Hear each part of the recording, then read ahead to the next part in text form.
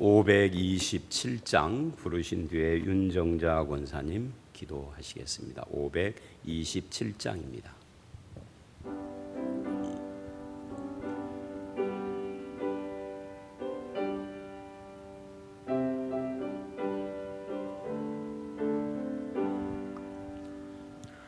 어서 돌아오, 어서 돌아마노.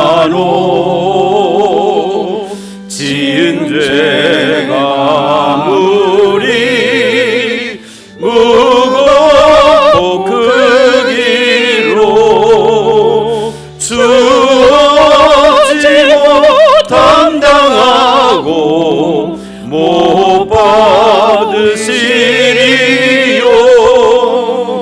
우리 주의 넓은 가슴은 하늘보다 넓고 넓어. 어서 돌아오, 어서 돌아마노. 우리 주는 날마다 기다리신다오. 밤마다 문 열어놓고 마음 졸이시며 나간 자식 돌아오기만 밤새 기다리신다오.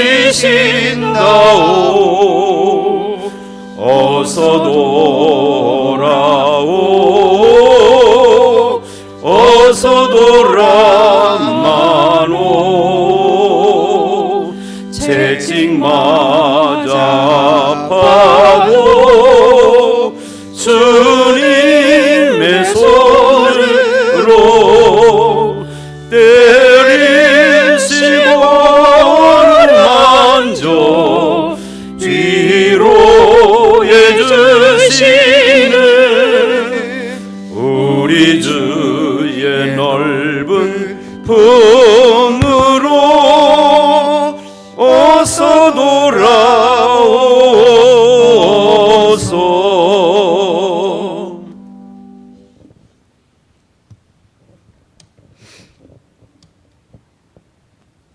다 같이 기도하시겠습니다.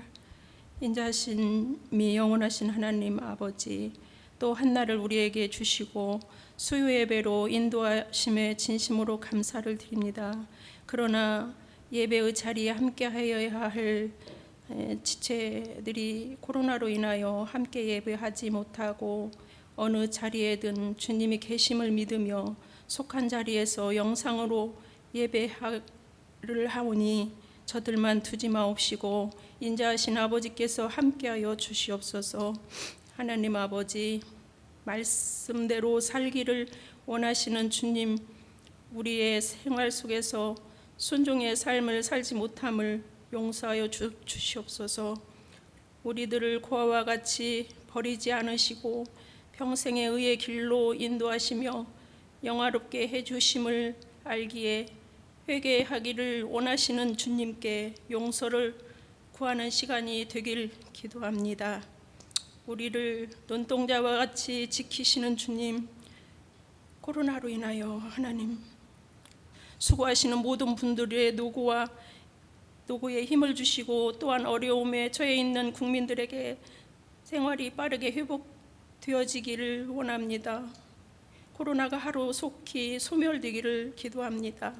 참 좋으신 아버지, 우리 교회 지체들이 질병과 생활의 여러 모양으로 힘든 것을 말씀으로 위로가 되게 하시고 극복되게 온 성도들이 한자리에 모여서 예배하는 시간, 만남의 시간을 속히 오길 기도합니다. 말씀으로 인도하신 하나님, 주님의 말씀을 전하기 위해 각 나라를 선교지로 삼아 떠나 있는 선교사님들을 기억하여 주시고 각 선교지의 어려운 역경을 극복하며 주님의 사명을 감당하고 있습니다. 사역 중에 어려움이 있을 때에 피할 길을 주시고 아버지께서 선교자들을 지켜 주시길 기도합니다. 말씀으로 인도해 주시는 주님, 이 시간 주님의 말씀을 목사님을 통하여 듣습니다. 목사님께서 전해 주시는 말씀이 우리의 생활의 길이 되길 기도하고 원합니다. 사랑의 주님을 닮기 소망하며 인자하심이 영원하신 예수 그리스도의 이름으로 기도드립니다.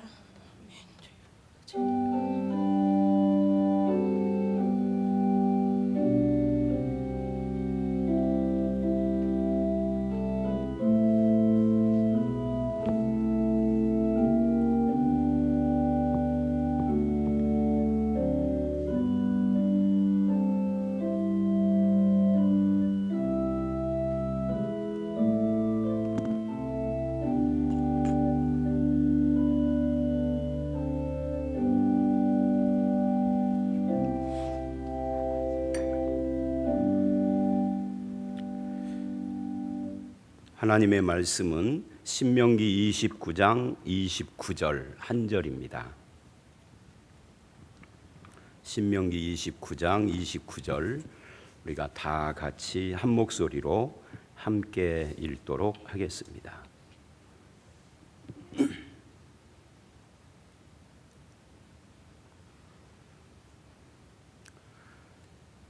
같이 읽습니다. 신명기 29장 29절입니다. 감추어진 일은 우리 하나님 여호와께 속하였거니와 나타난 일은 영원히 우리와 우리 자손에게 속하였나니 이는 우리에게 이 율법의 모든 말씀을 행하게 하심이니라. 아멘. 이제 오늘은 하나님의 뜻과 인도의 두 번째 시간인데요. 다음 주까지 이거를 같은 주제로 볼 거예요. 지난주에는 원리를 이야기를 했고 오늘은 실제를 이야기를 하는데 이 실제 이야기는 다음 주까지 이어집니다. 하나님의 뜻을 분별하려면 어떻게 해야 할까요? 방금 읽은 신명기 29장 29절을 보면 이렇게 이야기를 합니다. 감추어진 일은, 옛 성경에는 오묘한 일 이렇게 번역이 되어져 있어요. 하나님의 신비라는 뜻이죠. 이 감추어진 신비하고 오묘한 일은 하나님께 속하였다. 이 말은 하나님이 인간에게 굳이 감추어 주신 것을 우리가 알 필요가 없다, 그런 뜻입니다. 어떤 사람은 자기가 하나님의 신비한 것까지 다 안다라고 떠드는 분들이 있는데 그건 이 말씀과 달라요. 성경과 다르면 아닌 겁니다. 아무리 신비해도 신령해도. 그런데 그 다음에 이렇게 말을 합니다. 나타난 일은 영원히 우리와 우리 자손에게 속하였다. 그러니까 하나님이 우리에게 나타내 주신 것이 있다는 거죠. 이거는 우리가 알아야 하는 것이죠. 그러면 그 나타난 일이 무엇이냐? 이렇게 이야기를 합니다. 이는 우리에게 이 율법의 모든 말씀을 행하게 하려 하심이라. 그러니까 나타난 일은 율법의 모든 말씀, 즉 다른 말로 하면 성경 말씀이다 하는 이야기입니다. 그렇다면 감추어진 뜻은 우리가 알려고 하지 말아야 되고, 알려고 하는 것 자체가 하나님에 대한 도전이에요. 말씀에 나타난 뜻은 적극적으로 알아가며 그것을 순종하고 적용하려고 해야 한다. 이게 큰 원칙입니다. 근데 이 말씀에 나타난 하나님의 뜻이 또 다시 나누어집니다. 그 첫 번째는 주권적인 뜻이라고 그래요. 다른 말로 하면은 하나님의 절대적이고 결정적인 큰 뜻, 이렇게 말을 합니다. 이것은 인간의 의지와 상관없이 이루어지고야마는 하나님의 섭리의 큰 뜻을 말하는 겁니다. 인간은 이 뜻에 저항할 수가 없어요. 이 뜻에 저항하면은 하나님에 대한 반역이 되는 거죠. 예를 들면 에베소 1장 3절로 6절을 보면 나타난 창조와 선택과 구원의 계획과 재림과 이런 것들은 인간의 허락이나 협력이 없이도 하나님께서 주권적으로 이루어 가시겠다는 선포 같은 겁니다. 이것을 우리가 미리 알려고 하는 것이 아니라 하나님께서 하시는 일을 바라보고 따라가는 거죠. 예를 들면 재림의 날짜, 이런 거 우리가 알 필요도 없을 뿐만 아니라 알려고 하는 것이 어리석은 거예요. 다만 인간은 그 나타난 뜻을 받아들이고 순종해야 하는 거죠. 이것은 예정적이고 영원한 것이기 때문에 변경이 안 되는 겁니다. 그 최종적인 목표가 이미 정해졌어요. 인간의 실패나 반대나 어리석음이나 불행이나 이것도 심지어 인간의 죽음도 이걸 막을 수가 없는 거죠. 그러므로 이 영역은 하나님의 인도를 구하는 것이 아니라 하나님 앞에 순종해야 하는 것이고 바라봐야 하는 영역이다. 이게 우리가 그쪽을 순종을 노력해야 하는 거죠. 바라보고 이 특징이 예정적이고 영원하고 실패될 수 없고 강조점은 하나님의 주권이고 목적은 하나님의 영광이에요. 다니엘서 4장 35절을 찾아보시면 거기에 이런 말씀이 나옵니다. 읽어봅니다. 시작. 땅의 모든 사람들을 없는 것 같이 여기시며 하늘의 군대에게든지 땅의 사람에게든지 그는 자기 뜻대로 행하시나니 그의 손을 금하든지 혹시 이르기를 내가 무엇을 하느냐고 할 자가 아무도 없도다. 자기 뜻대로 행하시나니 네가 무엇을 하느냐고 할 자가 없다. 주권적이다 그 말이죠. 하나님이 절대적인 주권을 가지고 행하신다. 근데 문제는 뭐냐면 이 주권적인 뜻만 이해를 하면 운명론이나 숙명론에 빠질 가능성이 있어요. 그래서 하나님이 우주와 인간을 기계적인 각본에 따라서 움직이신다 이렇게 착각하고 오해를 합니다. 그런데 반대로 주권적인 뜻이 만약에 없다면 그러면 이 우주와 인간의 삶은 목적이 없이 흘러가는 아주 위험천만한 것이 되는 거예요. 그리고 하나님은 인간에게 아무 관심도 없는 무능력한 타자, 철학자들이 그렇게 하나님을 그렇게 표현해요. 타자라고. 무능력한 남이다 그 말이에요. 막연한 신이 되게 됩니다. 주권적인 뜻이 없다면. 그런데 하나님은 어떤 부분에서는 절대적이고 주권적인 뜻으로 이끌어 가는데 더 많은 부분에서는 우리들을 자유의지를 가진 청지기로 세우셨습니다.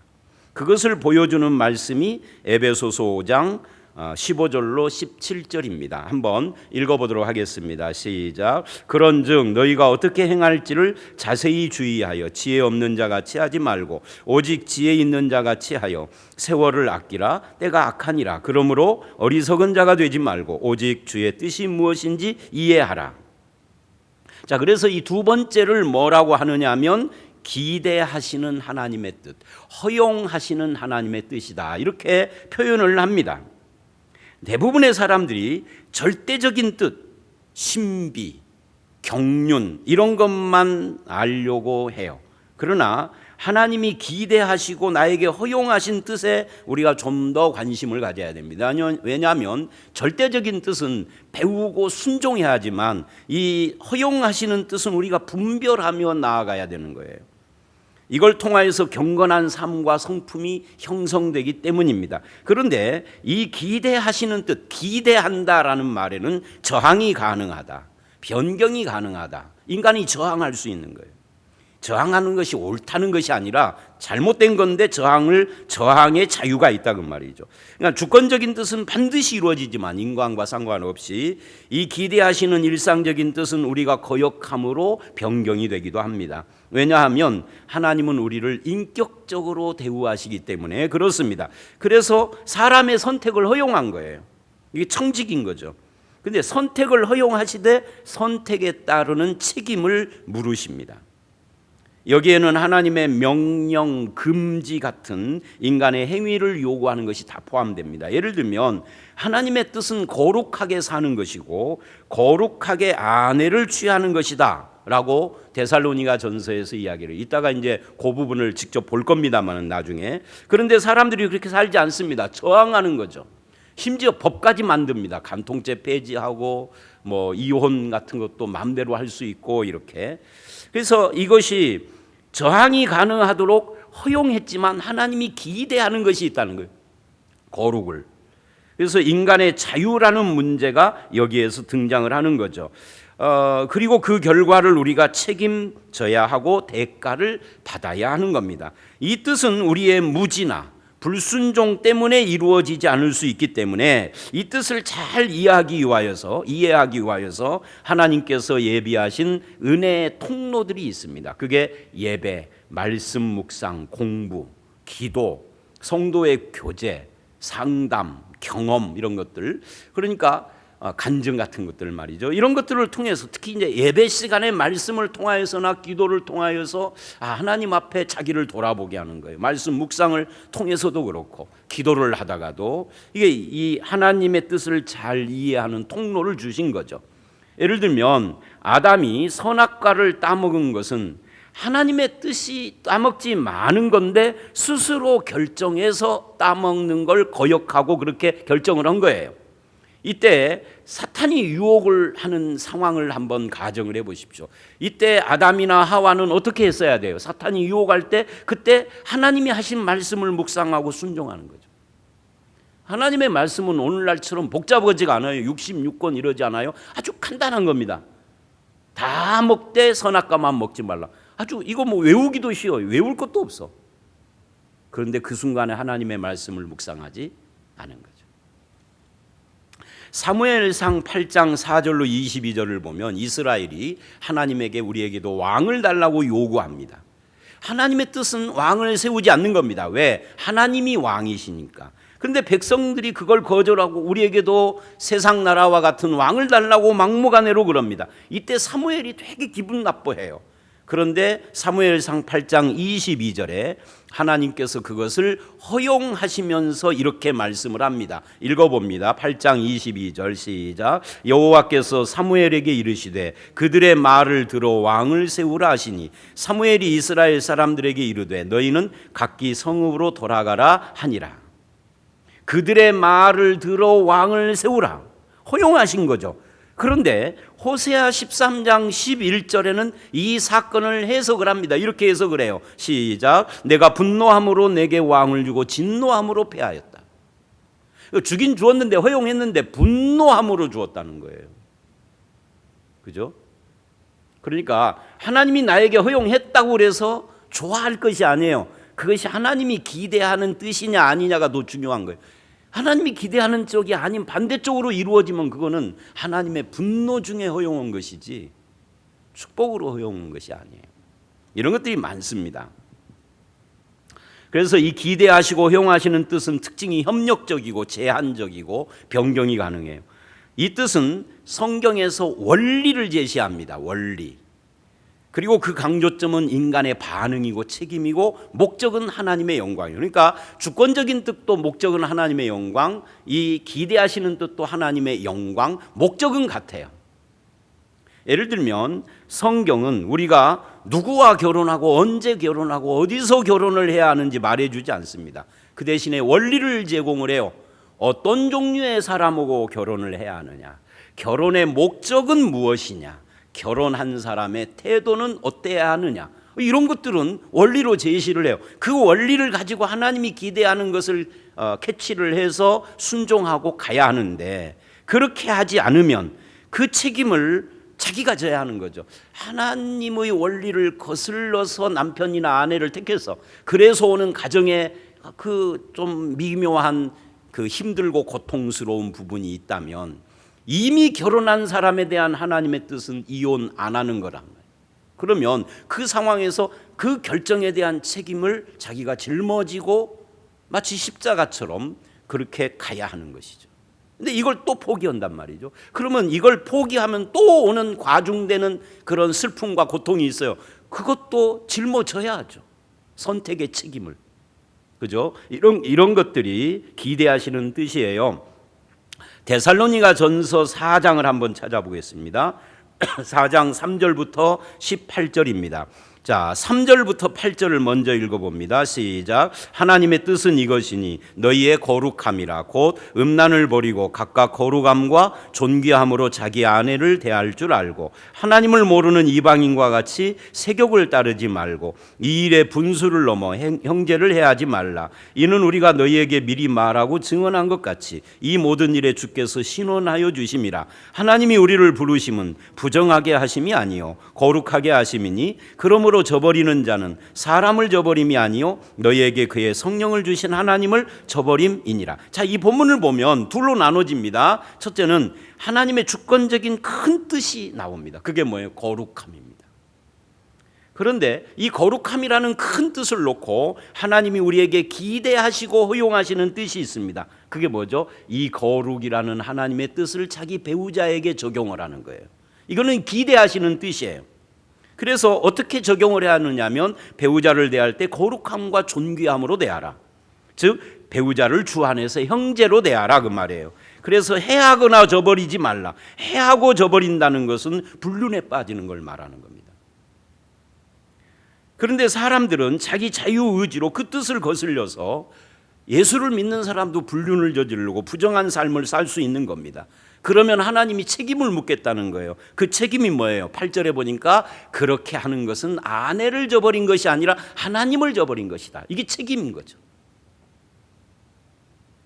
13절로 18절을 읽어봅니다. 시작. 형제들아 자는 자들에 관하여는 너희가 알지 못함을 우리가 원하지 아니하노니 이는 소망 없는 다른 이와 같이 슬퍼하지 않게 하려 함이라. 우리가 예수께서 죽으셨다가 다시 살아나심을 믿을진대 이와 같이 예수께서 자는 자들도 하나님이 그와 함께 데리고 오시리라.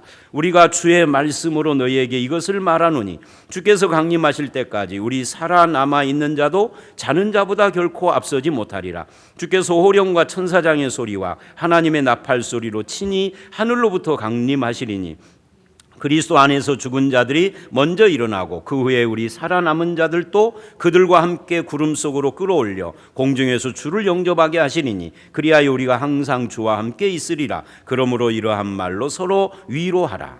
여러분 여기서 하나님의 주권적인 뜻은 뭐죠? 재림입니다. 재림은 변경될 수 없는 것이죠.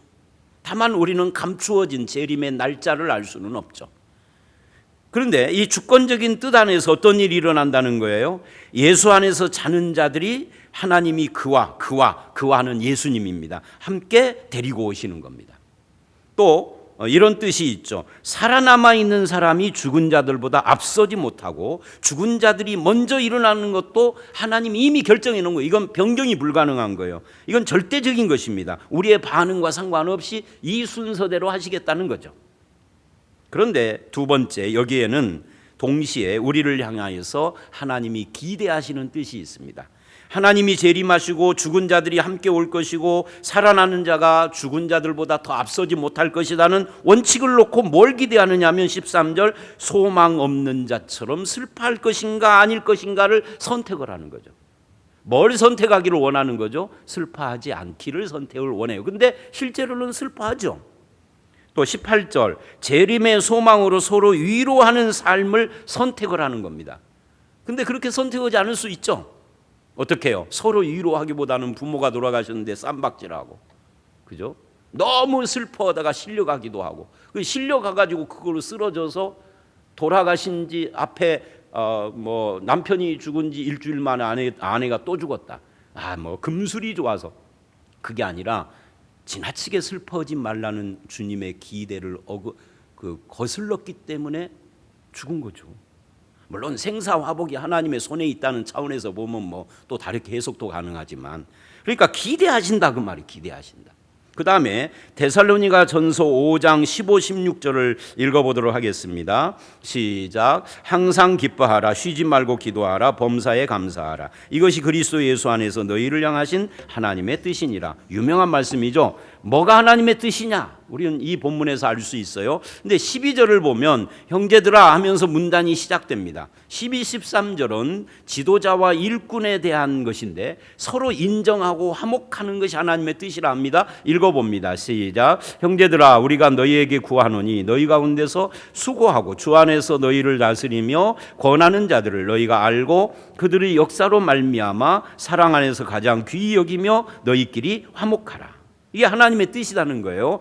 서로 인정하고 화목하라, 귀히 여겨라. 또 14, 5절입니다. 이거는 성도 서로에 관한 하나님의 뜻입니다. 시작. 또 형제들아 너희를 권면하노니 게으른 자들을 권계하며 마음이 약한 자들을 격려하고 힘이 없는 자들을 붙들어주며 모든 사람에게 오래 참으라. 삼가 누가 누구에게든지 악을 악으로 갚지 말게 하고 서로 대하든지 모든 사람을 대하든지 항상 선을 따르라. 그러니까 이런 말씀들이 전부 다 뭐예요? 결정적인 뜻이 아니라 주권적인 뜻이 아니라 이게 기대하시는 뜻이다 그 말이에요. 서로 인정하고 화목하고 권면하고 격려하고 붙들어주고 참아주고 악을 악으로 갚지 말고 이런 게 이제 기대하시는 거예요. 기대한다는 것은 우리가 그렇게 못 살 때도 있다는 거예요. 못 살 때 오는 결과의 책임을 네가 져야 한다는 거죠. 그죠? 이런 화목한 교회를 만들지 못했을 때 어떤 결과가 오죠? 교회가 부흥하지 않습니다. 그죠? 그건 책임을 져야 하는 거죠. 성도들이 상처를 받습니다. 그리고 난 다음에 16절로 18절에 항상 기뻐하라, 쉬지 말고 기도하라, 범사에 감사하라라고 한 거예요. 여기서 주권적인 하나님의 뜻과 기대하는, 허용하는 하나님의 뜻의 관계를 한번 생각해 보십시오. 하나님의 뜻을 주권적으로만 이해하면 앞에도 말한 것처럼 숙명론으로 갈 위험이 있어요. 각본에 따라 움직인다라고. 반대로 하나님의 주권적인 뜻이 없이 기대만 하고 우리의 반응만 바라본다라고 하면 하나님은 목적도 의지도 없는 분이 될 수 있어요. 그래서 이 주권적인 뜻과 기대하시는 뜻, 소망하시는 뜻이 조화를 이루는 것이 굉장히 중요합니다. 어떤 것은 주권적이냐, 어떤 것은 우리에게 기대하고 있느냐. 기대하는 뜻은 원리를 찾아가야 하는 것이죠. 그런 의미에서 우리는 제한 없는 자유를 누리는 자가 아니라 하나님의 주권적인 뜻 안에서 자유를 누리는 자예요. 그래서 고린도전서 4장 19절에 사도 바울은 고린도 교회가 자기에 대해서 오해하는 부분을 말하면서 이렇게 이야기를 했습니다. 뭐라고 하느냐면 주께서 허락하시면 내가 너희에게 속히 나아가서, 그리고 16장 7절에 보면은 이제는 지나가는 길에 너희 보기를 원하지 아니하노니 이는 만일 주께서 허락하시면, 계속해서 바울은 주께서 허락하시면이라고 여지를 남겨요. 그러니까 하나님의 주권에다가 맡기는데 허락하시면 순종하겠다는 거죠. 그죠? 그 다음에 세 번째 하나님의 뜻이 있어요. 주권적인 뜻, 기대하시는 뜻. 세 번째는요, 분명하지 않은 하나님의 뜻입니다. 사실은 주권적인 뜻은 성경에 그렇게 많은 것은 아니에요. 그래서 우리가 성경을 읽고 공부하고 묵상하면 얼마든지 알 수 있는 거예요. 그렇게 많은 것이 아니니까. 또 기대하시는 뜻은 많지만 성경을 오랫동안 묵상하고 신앙생활을 하면 그게 원리들이 몸에 배이고 우리의 삶의 습관으로 들어와요. 근데 문제는 훨씬 더 많은 우리 삶의 영역이 분명한 하나님의 원리나 이런 것들이 제시되지 않았다는 겁니다. 우리 삶에는 전혀 원리조차 나타나지 않은 더 많은 문제들이 있어요. 예를 들면 제가 오늘 수요 예배에 나올 때 이 빨간 넥타이를 할 것인가 파란 넥타이를 할 것인가, 이 성경 아무리 읽어봐도 원리가 없어요. 파란 거 해도 되고 빨간 거 해도 되고, 여름철 이제 6월 달이 지나가면은 저 이제 차이나 스타일로 바꿀 건데 그 뭐 성경에 그러면 안 된다 이런 말 자체가 없는 거예요. 그럼 어떻게 할 것이냐는 거죠. 이게 이제 어려운 부분입니다. 여기에 제시되는 기준이 무엇이냐는 거죠. 제럴드 시처, 하나님의 은혜라는 책을 썼던 그분이 하나님의 뜻이라는 책도 써서 출판이 됐는데 거기에 이렇게 이야기를 합니다. 하나님의 뜻은 지금 내가 있는 바로 이곳에서 하나님을 위해서 사는 것이다. 지금 여기가 하나님의 뜻이다 하는 이야기죠. 이 원칙 위에서 우리는 성경을 직접 적용할 수 없는 문제들에 대해서 어떻게 할 것이냐를 고민해 봐야 합니다. 그러면 제럴드 시처가 말한 그 원칙에 의하면 어느 회사를 가야 할 것인가 그럴 때 제럴드 시처를 그 말을 인용을 하면 이렇게 되는 거예요. 그냥 지금 이 상태로 있는 것이 하나님의 뜻이니까 난 무직자로 지낼 거야. 이렇게 될 수도 있는 거예요. 누구와 결혼을 해야 되느냐? 그럼 내가 지금 독신이냐? 그럼 지금 이대로 있는 게 하나님의 뜻이라니까 나는 독신으로 있을 거야. 이건 조금 이상한 거죠.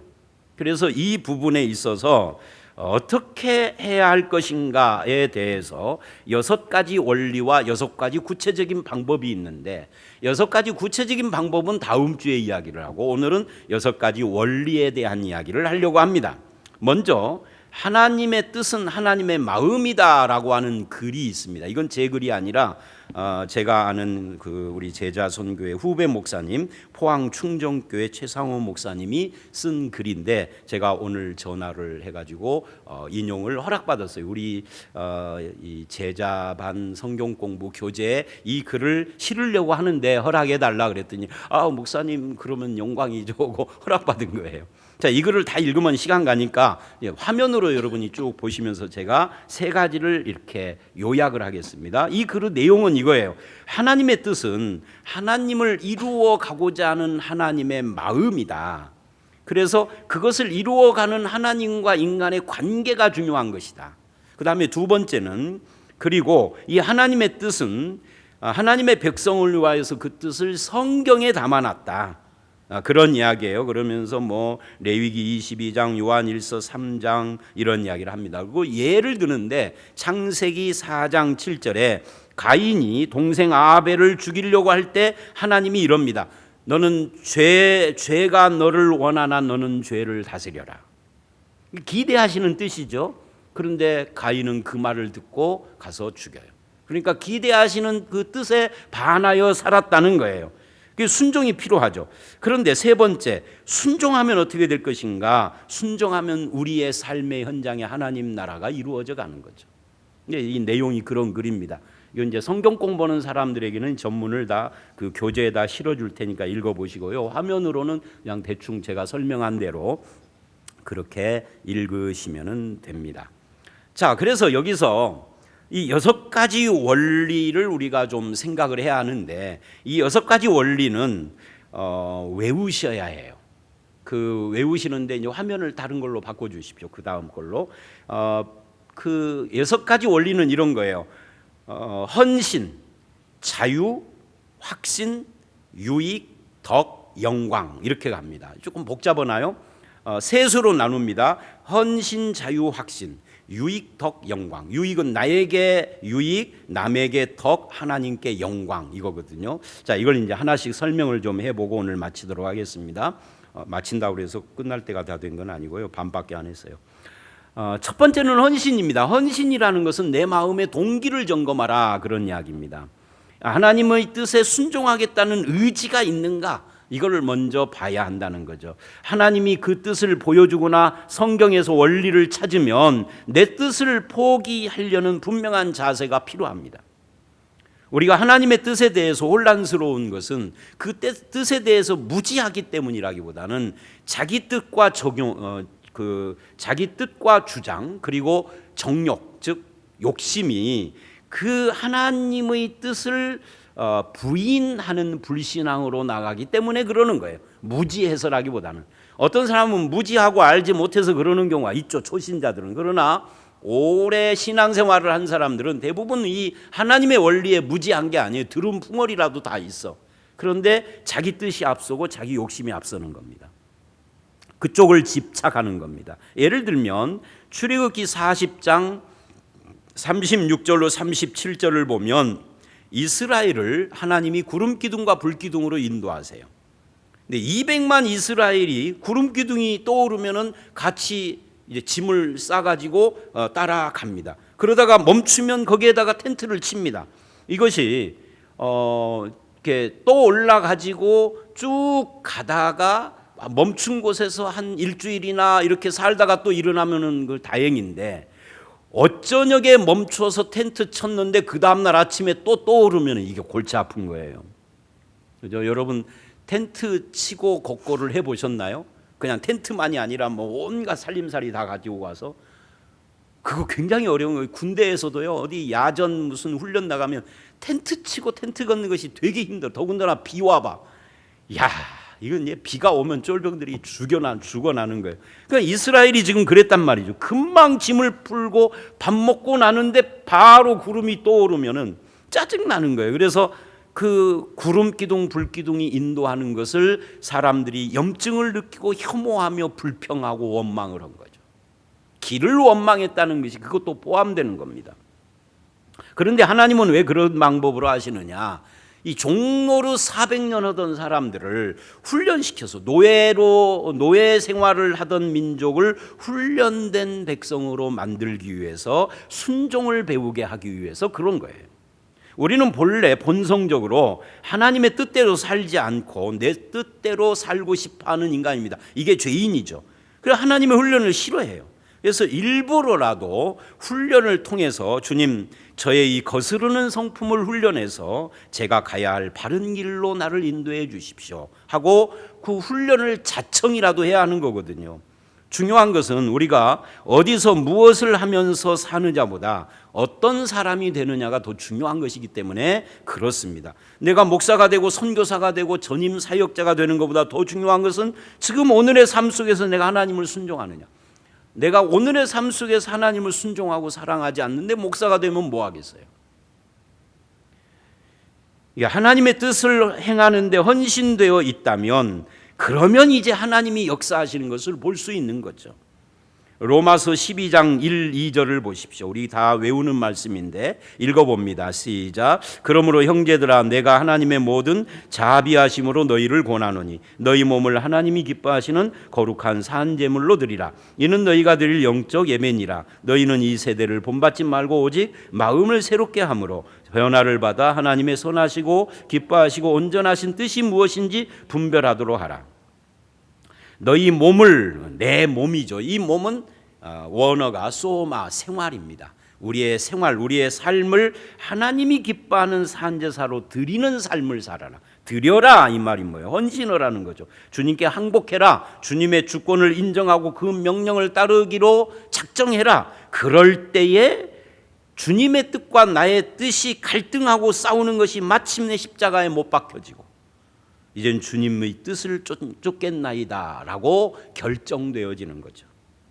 문제는 우리가 자기 뜻에 집착하고 또 뭐 적극적 사고방식이나 고집 같은 것에 사로잡혀서 그쪽으로 기울어진 채로 하나님의 뜻과 인도를 구하기 때문에 내가 다 정해놓고 하나님께 결제만 요구하기 때문에 이것이 문제가 되는 거예요. 그래서 다니엘서 3장을 보면 3장 16절로 18절인데 다니엘의 세 친구가 풀무불에 던져질 위기에 처했어요. 유명한 이야기죠. 느부갓네살 왕이 그들에게 기회를 주면서 회유를 해요.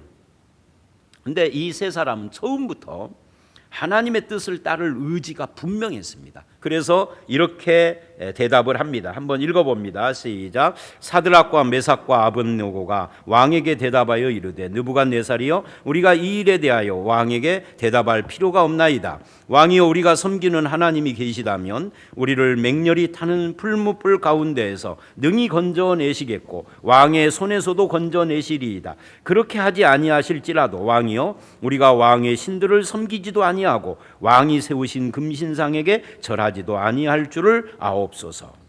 이 얼마나 확실한, 이걸 정한 마음, 하나님께 정해진 마음, 마음의 결단을 했단 말이죠. 이게 먼저예요. 이런 사람에게 하나님의 뜻이 분명해지는 거죠. 그래서 헌신이 첫 번째입니다. 두 번째는요, 자유입니다. 특히 일반 은총과 상식의 자유라고 그 설명을 할 수 있어요. 하나님의 인도는 무엇을 하지 말라, 무엇을 하라라고 하는 율법적인 금지나 규범이 아닌 경우가 많습니다. 무엇을 하라 하지 말라는요, 그렇게 범위가 많지 않아요. 숫자가 훨씬 더 많은 쪽에서 그런 것이 해당이 안 되는 것이 많습니다. 그런 의미에서 우리는 너무 종교 냄새를 풍기면서 사는 건 좀 자제해야 해요. 예를 들면은 영화를 봐야 하나 보지 말아야 되나? 봐도 되죠. 근데 저는 20대 10대 때 제가 다니던 교회, 그때 한국 교회는 보면 안 된다고 그랬어요. 이거 마귀다. 화장을 해야 하는, 그 당시 한국 교회는 절대 화장을 하면 교회 오면 안 됐어요. 지금 생각하면 참 어리석은 거죠. 이 조금 뭔가 잘못 배운 거죠. 그런데 그랬었어요. 제가 전도사 때는 청년들에게 노조 참여를 해야 합니까 말아야 됩니까 하는 질문을 참 많이 받았어요. 그때는 민주화 운동 시대니까 노조 참여를 하면 밖에 나가서 뭐를 데모를 하고 해야 하는데 이걸 해야 되느냐 말아야 되느냐 갈등이 많았죠. 카드놀이를 해야 되느냐 말아야 되느냐. 이제 이런 걸로 측정을 하면 안 된다. 율법적이죠. 스위스에서는 여자가 짧은 머리를 하면 교리를 어긴 것이라고 합니다. 그 말이 안 되죠. 우리나라 여자들은 결혼하면 다 짧아. 여기 뭐 머리 긴 분은 저기 김 권사님 말고는 아무도 없네. 근데 스위스 가면은 이게 문제가 되는 거예요. 교리를 어긴 것이 돼. 그러니까 이게 성경이 정한 것보다는 문화와 상황이라는 말이죠. 성도가 입을 옷이 따로 있느냐? 열대지방 사람들에게 예배당에 올 때 북쪽지방 사람들처럼 정장을 하면 죽어요. 그죠? 열대지방 사람에게 저처럼 예배당에 올 때 이런 옷을 입고 오라고 그러면 죽지. 어떻게 견디겠어요?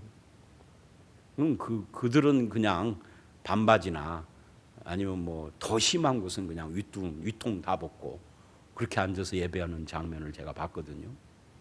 그렇다고 해서 그건 하나님의 법을 어긴 거, 이렇게 말을 하는 내가 꼴통인 거죠. 그렇게 말하면 안 되는 거죠. 술 먹어야 되느냐 말아야 되느냐, 오해 마십시오. 저는 술 절대 안 먹습니다. 그런데 프랑스 개신교는 소풍 갈 때 장로님들이 반드시 포도주를 가지고 가는 것이 의무랍니다. 왜? 우리나라와는 달리 거기는 이 유럽은 석회질로 된 땅들이 많아서 물이 먹으면 막 배탈 나니까. 근데 포도주를 먹으면, 음식 먹기 전에 포도주를 먼저 먹으면 배탈이 안 난대요. 그 사람들한테 술 먹는 이단 이렇게 나가면은 내가 꼴통인 거지, 꼴통. 나도 그때가 그 교회에 참여하면은 포도주 한 잔 먹는 것이, 그것이 바른 거지. 술 먹어라 마라 이야기를 하는 것이 아닙니다. 율법주의적으로 접근하지 말라는 겁니다. 신앙지상주의적이요 또는 신비주의적인 태도로 접근하면 안 된다. 그래서 로마서 6장 12절로 14절을 찾아보시면 성도의 삶의 태도를 이야기를 합니다. 읽어봅니다. 시작. 그러므로 너희는 죄가 너희 죽을 몸을 지배하지 못하게 하여 몸의 사욕에 순종하지 말고, 또한 너희 지체를 불의의 무기로 죄에게 내주지 말고, 오직 너희 자신을 죽은 자 가운데서 다시 살아난 자 같이 하나님께 드리며 너희 지체를 의의 무기로 하나님께 드리라. 죄가 너희를 주장하지 못하리니 이는 너희가 법 아래 있지 아니하고 은혜 아래 있습니다. 여러분 보세요. 너희 몸을 죄가 주장하지 못하도록 하나님께 드려라를 계속 강조하면서 결론에 뭐라고 하냐, 이유는 그래요. 너희가 법 아래 있지 않고 은혜 아래 있다. 바로 이거예요. 우리가 하나님께 나를 드릴 때 그것이 어떤 법적인 규범에 짜맞추는 것이 아니라 은혜 아래에서 결단하고 하나님의 은혜 아래에서 헌신하는 것이다. 이것이 구속의 은혜를 아는 사람의 모습이다, 그 말이에요. 주일날 제가 맨날 이야기를 하잖아요. 주일날 지리산 갈 것인가 예배당에 올 것인가, 이거를 규범적으로 주일 성수라고 하는 규범 속에서 이야기를 하면 참 이게 참 그래요. 그러면 빼도 박도 못해. 그래서 제가 아는 어떤 분은 아버지가 돌아가셨는데도 장례식을 하다 말고 주일날은 교회에 왔었대. 그게 이제 율법주의자가 되는 거죠. 근데 은혜 아래서, 우리가 은혜 아래에 있다는 말, 지리산 가는 것보다 교회 오는 것이 더 은혜스럽고 더 기쁘고 더 감사하고 더 소망, 더 가고 싶고, 그 은혜 아래에 있는 사람이죠. 규범으로 되는 것이 아니다, 그 말이죠. 그러나 율법주의를 배제한다고 할 때 위험이 뭐예요? 방종에 빠지는 겁니다. 지 멋대로. 그래서 로마서 6장 15절 22절은 이렇게 말을 합니다. 그런즉 어찌하리요? 우리가 법 아래 있지 아니하고 은혜 아래 있으니 죄를 지으리요? 그럴 수 없느니라. 이 죄를 지으리요, 이 말은 방종에 빠질 수 있느냐? 아니다, 그 말이에요. 은혜 아래 있으니 지리산 안 가고 교회 오는 것이 더 기쁨이 되는 것이죠. 말하자면 자기 하고 싶은 대로 하는 태도는 옳지 않다, 그 말이에요. 은혜 아래 있는 삶의 실제적인 열매는 거룩에 이르는 것이다, 그 말이죠. 그래서 율법주의적인 삶을 포기하는 것에 아무 문제가 없는 거예요. 거룩에 이르게 하는 이 목표가 분명하기 때문에. 예를 들면 법에 근거한 결혼 생활은 아내가 이렇게 말을 하는 겁니다. 회사에 출근하는 남편한테, 여보 당신 회사에서 여직원들에게 한눈 팔지 말어. 내가 만약에 한눈 파는 걸 알면 가만두지 않겠어. 그리고 귀가 시간은 10시까지야. 10시 넘으면 3번 어기면 이혼이야. 그래서 남편이 벌벌 떨었을까요? 아니죠. 속으로 저 사람이 그걸 원한단 말이지. 그러면은 그 범위 안에서 외도를 실컷 해야지. 그렇게 나가는 것이 인간이에요. 예를 들면 이런 겁니다. 그러니까 이제 반항을 하거나 속이는데 10시까지는 들어와야 된다, 이게 법이에요. 그런데 회사가 일찍 끝나서 그날 8시까지 집에 오고도 남는 시간이야. 그럼 어떻게 하죠? 8시까지 올까요? 아니죠. 10시까지 2시간은 다른 데 가서 어찌든 하다가 온다고. 그게 율법이에요. 은혜 아래 있는 것은 그런 것이 아니다, 그 말이죠. 율법주의적인 태도를 벗어나야 된다. 자, 세 번째는 결과와 상관없이 하나님이 나에게 좋은 것을 주신다는 확신과 기대를 갖는 겁니다. 내가 지금 심히 어려운 상황에 있어도 하나님은 나에게 좋은 것을 주신다. 이 확신을 안 버리는 것이 세 번째 태도예요. 이것에 대해서는 시편 23편 3절이나 32편 8절 같은 말씀들이 있지만 그냥 별 설명할 것이 없으니까 지나갑니다. 그리고 이제 이 6개 중에서 3개를 했는데 나머지 3개를 우리는 뭐라고 부르느냐면 고린도전서 6, 8, 10장의 원리라고 합니다. 왜냐하면 고린도전서 6장, 8장, 10장에 이게 다 나오기 때문에 그래요. 자, 그래서 그 중에 네 번째가 뭐냐? 이 결정이 나에게 유익한가를 봐야 한다. 고린도전서 6장 12절입니다. 한번 읽어봅니다. 시작. 모든 것이 내게 가하나 다 유익한 것이 아니요 모든 것이 내게 가하나 내가 무엇에든지 얽매이지 아니하리라. 그러니까 이런 거예요. 모든 것이 가하다. 하나님의 주권적인 뜻이나 원리적인 기대하는 뜻을 거스르지 않는 한 모든 것이 가하다. 가하고 옳을까거든요. 그러니까 모든 것을 할 수 있다는 거죠. 우리는 죄만 아니라면. 근데 문제는 죄가 아니고 하나님의 뜻을 거스리는 것도 아닌데 그것이 나에게 유익하냐? 그런 거예요. 유익하냐? 예를 들어서 여러분, 제가 이런 옷을 입지 않고 쫄바지에다가 막 꽉 해서 그렇게 입고 왔다고 봅시다.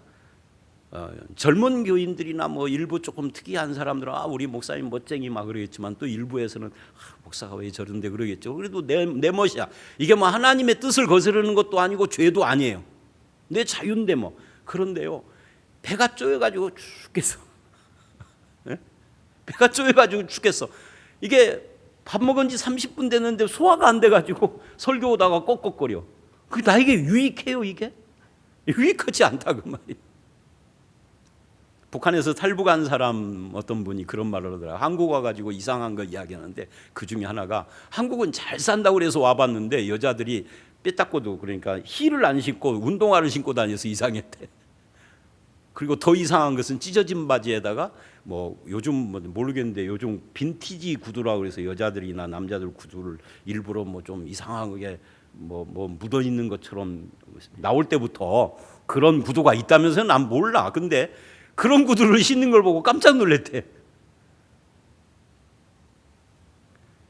뭔 말을 하려고.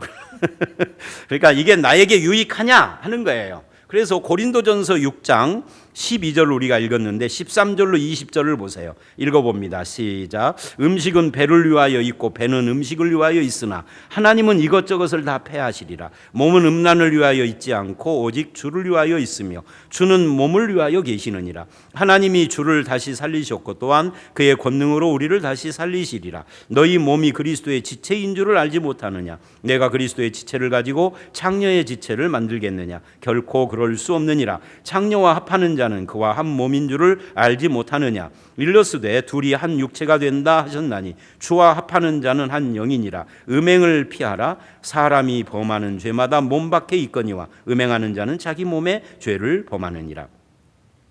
그러니까 13절에 음식 이야기를 먼저 합니다. 왜요? 이런 이야기죠. 음식은 육체의 건강에 좋습니다. 그래서 음식 먹는 거 가지고 정죄할 수도 없고 무슨 음식을 어떻게 먹어야 되느냐가 구약의 부정한 짐승 이런 것처럼 신약에는 그런 게 없어요. 몸에 좋은 음식 먹으면 되죠. 그런데 지나치게 탐식을 하면 오히려 건강을 해치죠. 그래서 어떤 식습관을 우리가 피해야 합니다. 그렇지 않으면 죄가 되는 것은 아니지만 건강에 해롭죠. 나에게 유익하지 않다 그 말이에요. 근데 그 다음에 바로 이어서 갑자기 무슨 말을 하냐면 13절 하반절서부터 20절까지 음식 이야기가 성 문제로 바꿔요. 그래서 몸은 음란을 위하여 있지 않고 장녀 이야기도 나오고 그럽니다. 왜 음식 문제가 성 문제로 갑자기 밑도 끝도 없이 바꿀까요? 왜냐하면 음식 문제와 성 문제는 둘 다 공통점이 있는데 그것이 우리 몸과 관련이 있다는 거예요. 음식도 몸과 관련이 있고 성 문제도 몸과 관련이 있다. 그래서 음식처럼 성도 일단 그 자체로는 좋은 것이고 하나님의 선물이에요. 음식도 그렇고. 그래서 결혼이라는 테두리 안에서는 성생활이 활력소가 되지만 그렇지 않고 결혼 밖으로 나아가면 이것이 죄가 된다는 거예요. 내 몸에 해롭다는 거죠. 그래서 음행을 피하라고 합니다. 그러면서 그 이유를 이렇게 말을 해요. 우리 몸은 주와 합하여 한 몸이고 성전이 되었기 때문에 성이 결혼 생활 테두리를 벗어나면 하나님께 영광이 안 된다는 거죠. 그게 죄라는 거죠. 이것은 성 문제뿐만이 아닙니다. 음식이나 성 문제 말고도 다른 것에도 적용이 돼요. 돈, 자동차, 자녀, 집, 취미 생활 그 어떤 것이라도 이것이 나에게 유익이 되느냐, 거기 이제 플러스 하나님께 영광이 되느냐 하는 문제는 이제 마지막 6번째 이야기를 할 거고요. 그러니까 결론이 이거예요. 19절 20절을 보면 읽어봅니다. 시작. 너희 몸은 너희가 하나님께로부터 받은 바 너희 가운데 계신 성령의 전인 줄 알지 못하느냐. 너희는 너희 자신의 것이 아니라 값으로 산 것이 되었으니 그런즉 너희 몸으로 하나님께 영광을 돌리라. 나의 유익보다 더 중요한 것은 하나님께 영광이다. 이건 이제 6번째 우리가 볼 겁니다. 5번째 지나서. 그런데 여기에 나에게 유익이라는 이 문제에 오늘은 다루지 않고 좀 길어서 다음 주로 넘기는 것이 있는데 그게 뭐냐면 여기에 이제 나의 유익과 관계되는 은사와 달란트 문제가 포함이 됩니다. 그 문제는 다음 주에 좀 더 실제적인 쪽에서 다루도록 하겠습니다. 5번째가 뭐냐? 4번째가 뭐였죠? 나에게 유익하냐. 5번째는 그것이 다른 사람들에게 덕이 되느냐 하는 거예요. 고린도전서 8장 1절로 13절을 보면 우상의 재물 문제가 나옵니다. 찾아보시면 읽는 것은 12, 13절만 읽을 거예요. 근데 1절서부터 제가 화면에 띄워줬어요. 1절서부터 이런 이야기가 나와요. 1절에는 이렇게 이 전제를 합니다. 지식은 교만하게 하며 사랑은 덕을 세운다. 이게 전제입니다. 전제. 그리고 4절을 보면 우상은 세상에 아무것도 아니며 하나님은 한 분뿐이라고 합니다. 즉 우상의 존재를 부정합니다. 성경은. 우상이라는 건 없다 그 말이에요. 그래서 5절 비록 세상에 많은 신과 주가 있지만 이 말은 있다는 것이 아니라 사람들이 그렇게 말하고 믿지만 그런 뜻이에요. 믿지만 그러나 6절 우리에게는 믿는 자에게는 한 하나님 곧 아버지가 계시니 만물의 창조자요 만물의 섭리자다. 그러니 아버지 하나님 삼위일체 하나님 이외에는 어떤 신도 존재하지 않는다. 우상은 그래서 없다. 이게 전제입니다. 그 다음에 7절 그러나 이 지식은 모든 사람, 여기 모든 사람은요 안 믿는 사람이 아니라 믿는 사람들 중에 모든 사람이 이 지식을 갖고 있는 것이 아니어서 어떤 사람, 어떤 성도는 믿기 전에 우상의 습관이 남아 있어서 우상의 제물로 알고 먹음으로써 양심이 약하고 더러워진다. 안 먹어야 되는데 믿음이 연약하니까 이걸 먹으면서 양심에 꺼림칙하고 스스로 정죄받는다 그 말이에요. 사실은 우상이 없는데 그러니까 우상은 없다는 걸 아는 사람은 먹어도 아무 꺼리낌이 없어요. 근데 그것을 모르는 이 지식이 없는 사람은 먹으면서 꺼림칙하고 정죄받는다는 거죠. 그러나 8절 그러나 우리가 음식 문제로 아무리 다퉈봤자 음식은 우리를 하나님 앞에 세울 수 없다. 8절 이야기입니다. 10절, 9절 그런즉 너희 자유가 믿음 약한 자들에게 너희 자유는 뭐예요? 우리는 지식이 있어 우상은 없다는 걸 그래서 우상이 음식도 그냥 음식일 뿐이지 뭐 아무것도 아니다. 이 지식을 가지고 자유롭게 막 아무 음식이든지 먹어요. 근데 이것이 믿음 약한 자들에게 걸려 넘어지는 것이 되지 않도록 조심해야 한다. 9절 10절 지식 있는 네가 우상의 집에 앉아 그러니까 이제 9절을 설명하는 겁니다. 지식 있는 네가 우상의 집에 앉아 먹는 것을 누구든지 보면 믿음 약한 자들의 양심이 담력을 얻어서 우상 제물을 지식도 없이 먹게 되는데 그러면 11절 너의 지식으로 그 믿음 약한 자를 멸망시키는 거다. 여기까지가 이제 설명입니다. 그래놓고 12, 13절에 그러면 어떻게 할 것인가? 바울 스스로를 예로 들어서 결론을 내립니다. 읽어봅니다. 시작. 이같이 너희가 형제에게 죄를 지어 그 약한 양심을 상하게 하는 것이 곧 그리스도에게 죄를 짓는 것이니라. 그러므로 만일 음식이 내 형제를 실족하게 한다면 나는 영원히 고기를 먹지 아니하여 내 형제를 실족하지 않게 하리라. 그러니까 이건 내 자유지만 먹어도 상관없는 거지만 다른 사람에게 덕이 안 돼. 그죠? 그래서 실족시켜. 그러면 나는 영원이라는 말은 한 번만 그러는 것이 아니라 어떤 사건이 있을 때만이 아니라 그냥 쭉 일관되게 내 삶이 영원히 계속해서 항상 나는 고기를 먹지 않겠다. 이때 이 고기는 우리의 고기가 아니라 우상에게 바쳐진 고기를 말하는 거예요. 결론은 고린도전서 8장 9절에서 말한 것처럼 그런즉 너희 자유가 믿음이 약한 자들에게 걸려 넘어지게 하는 것이 되지 않도록 하라. 덕을 세워라 그 말이에요. 그래서 빌립보서 4장 8절에도 바울은 무엇에든지 더 좋은 것을 생각하라고 이렇게 말을 합니다. 읽어봅니다. 끝으로 형제들아 무엇에든지 참되며 무엇에든지 경건하며 무엇에든지 옳으며 무엇에든지 정결하며 무엇에든지 사랑받을 만하며 무엇에든지 칭찬받을 만하며 무슨 덕이 있든지 무슨 기림이 있든지 이것들을 생각하라. 그러니까 뭐를 하든지 더 좋은 것을 생각하고 하라.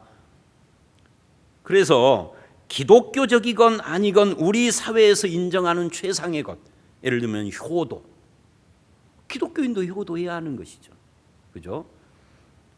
하나님의 뜻이고 신앙적이고 성경적인 것을 추구하는 것이 이 사회에서도 최고의 선을 행하는 것이어야 한다 그 말이에요. 그걸 무시하면 안 된다는 거죠.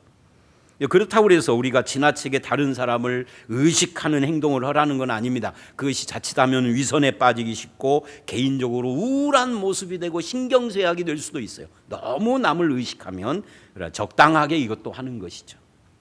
결론적으로 고린도전서 10장 23, 4절에 이렇게 말을 합니다. 모든 것이 가하나 모든 것이 유익한 것은 아니요 모든 것이 가하나 모든 것이 덕을 세우는 것은 아니니 누구든지 자기 유익을 구하지 말고 남의 유익을 구하라. 나의 유익과 남의 유익. 나의 유익은 그냥 유익이라고 그러고 남의 유익은 덕이라고 그러죠.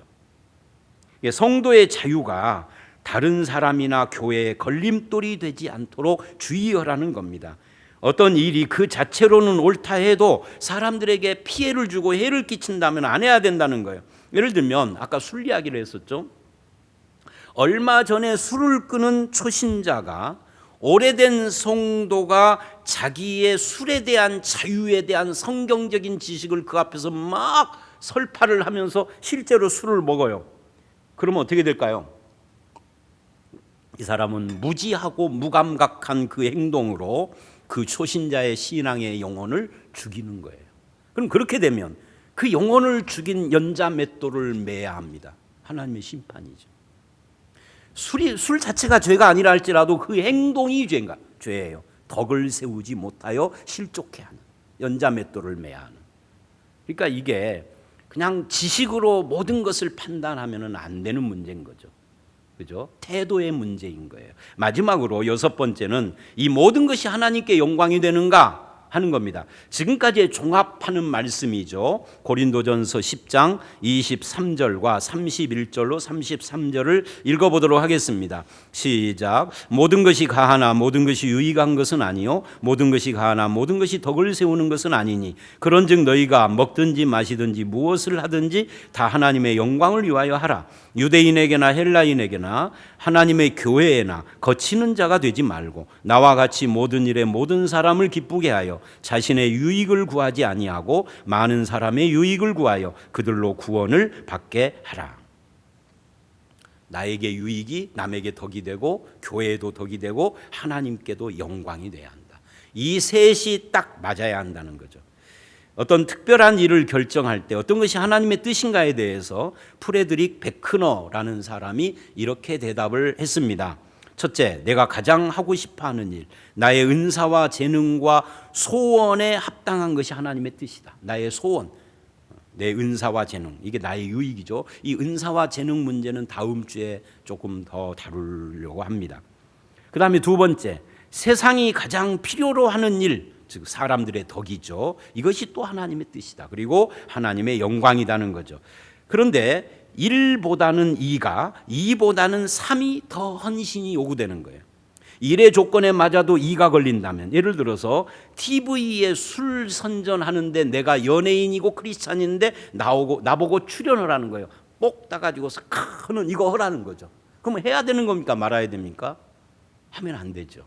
그건 하나님께 영광이 안 되고 다른 사람들에게 덕이 안 되고 내가 그렇게 선전함으로써 많은 사람들이 술 먹는 것을 더 많이 함으로써 간을 상하고 죽어가는 사람이 있다면 그 네가 책임져야 하는 거죠. 술 자체가 죄냐 아니냐 이거보다 더 심각한 거예요. 그죠? 술 자체는 성경에서 죄다 아니다는 말을 않거든요. 반대로 이의 조건, 덕의 조건에는 맞는데 1. 나에게는 기쁨이 없어. 예를 들어서 정바가 수용시설에 봉사하는 일이에요. 근데 이게 처음에는 야 보람 있겠다 하고 하루 해봤는데 너무 스트레스를 받고 막 지치고 막 괴로운 거예요. 그러면 그거 계속 하기가 어렵죠. 근데 어떤 사람은 그런 일을 굉장히 좋아하는 사람이 있어요. 좋아하고 다른 사람에게 유익하고 하나님께 그러면 그 딱이죠. 근데 하나님께 영광이고 다른 사람에게 유익한 것이 되는데 나는 너무 지치는 거예요. 너무 힘든 거예요.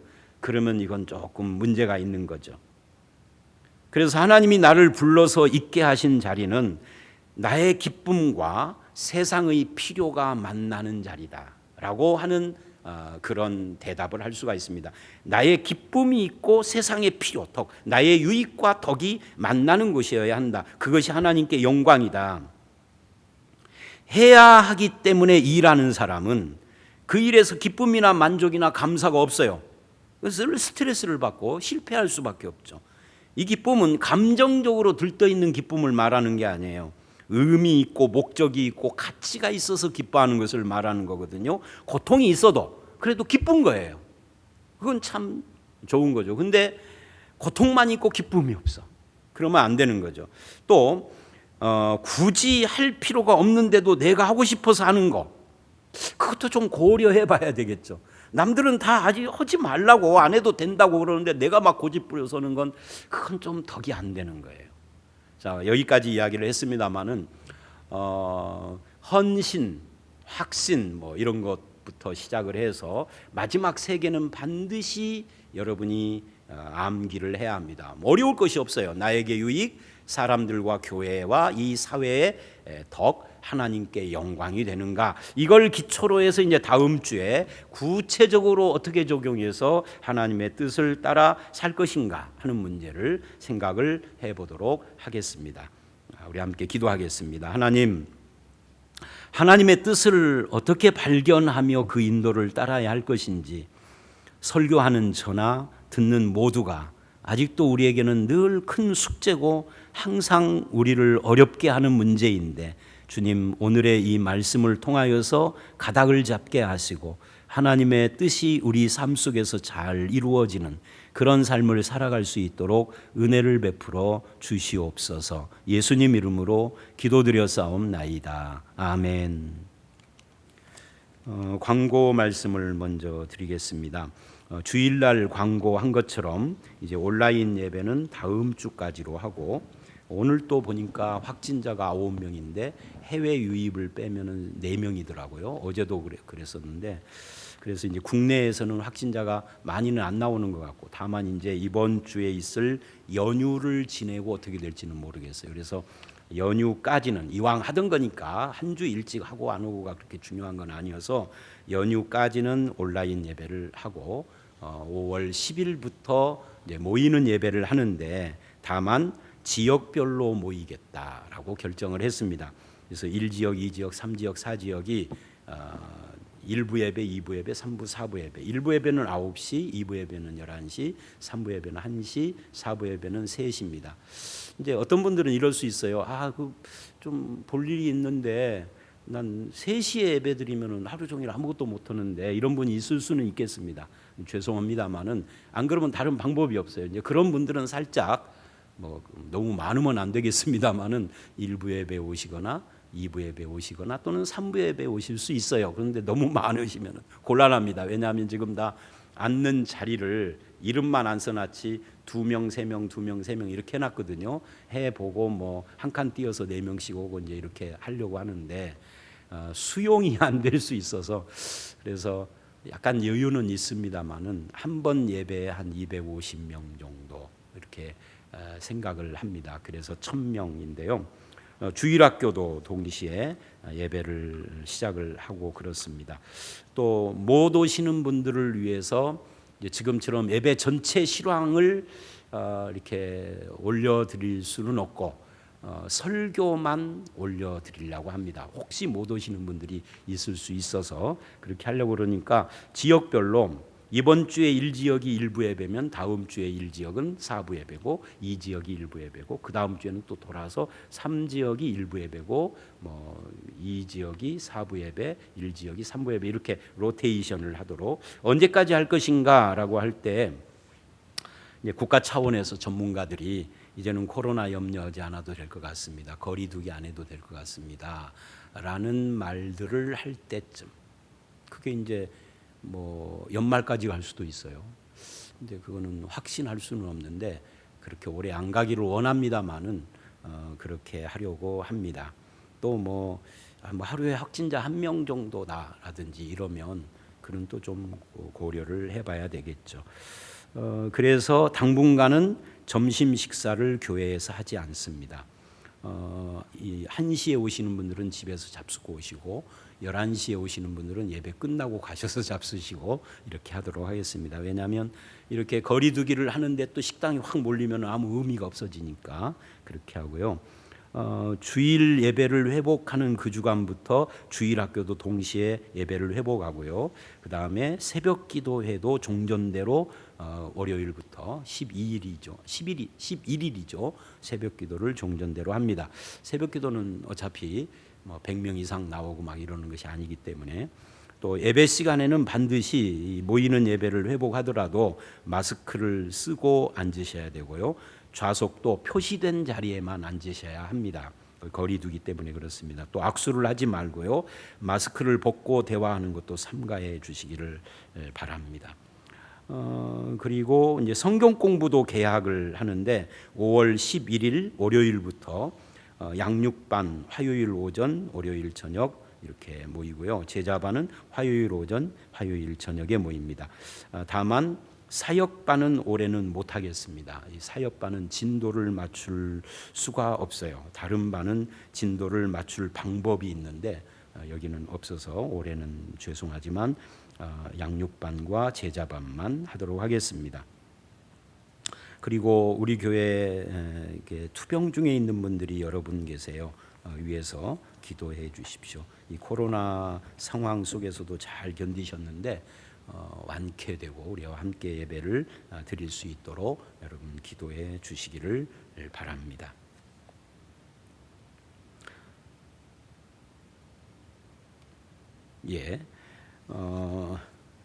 찬송가 528장 부르시고 주님 가르치신 기도로 예배를 마치겠습니다.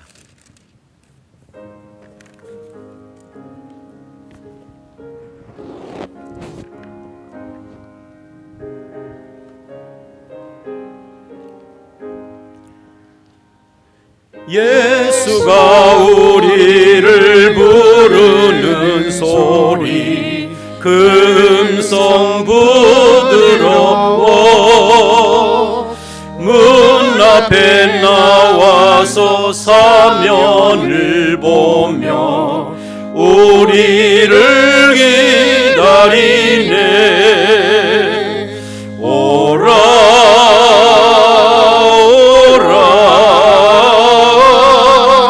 방황치 말고 오라.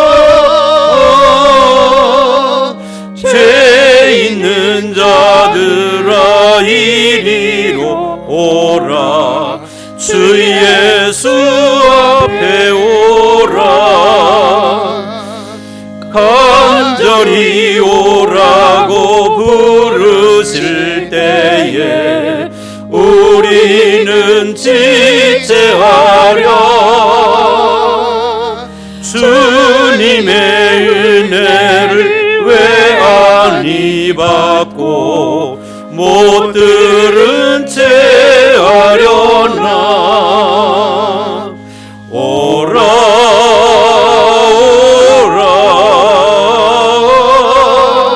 방황치 말고 죄 있는 자들아 이리로 오라. 주 예수 앞에 오라. 세월이 햇살같이 빠르게 지나 쾌락이 끝이 나고 사망의 그늘이 너와 내 앞에 둘리며 가리우네. 오라 오라 방황치 말고 오라. 죄 있는 자들아 이리로 오라. 주 예수 앞에 오라. 우리를 위하여 예비해 두신 영원한 집이 있어. 죄 많은 세상을 떠나게 될 때 영접해 주시겠네. 오라 오라 방황치 말고 오라. 죄 있는 자들아 이리로 오라. 주 예수 앞에 오라. 하늘에 계신 우리 아버지여, 이름이 거룩히 여김을 받으시오며 나라의 마옵시며 뜻이 하늘에서 이룬 것 같이 땅에서도 이루어지이다. 오늘날 우리에게 일용할 양식을 주옵시고 우리가 우리에게 죄 지은 자를 사하여 준 것 같이 우리 죄를 사하여 주옵시고 우리를 시험에 들게 하지 마옵시며 다만 악에서 구하옵소서. 대개의 나라와 권세와 영광이 아버지께 영원히 있사옵나이다. 아멘.